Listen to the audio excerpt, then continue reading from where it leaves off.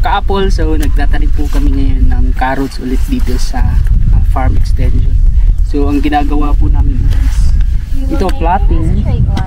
Tapos gagawa po kami ng line para paglagyan po ng seeds ng mga carrots kaya nito. So ayan, meron na po isa. So ito bawat plot merong ano, ayan, ilalagay lang po ng ayan. So dito po ilalagay ang seeds ng ating carrots. So dapat yung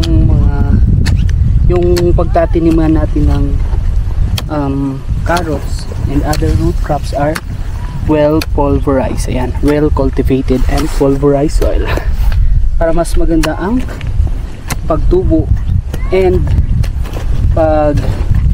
pagpangunod ng ating mga carrots. Ayan.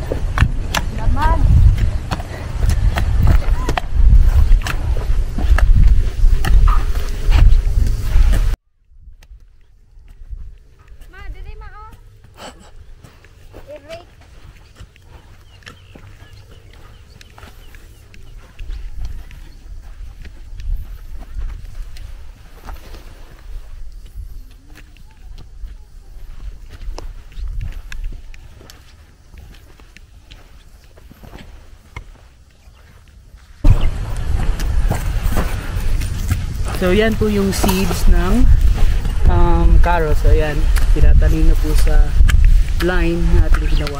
Ay, ginawa pala nila. Yan. Ganyan po kaliliit yung seeds ng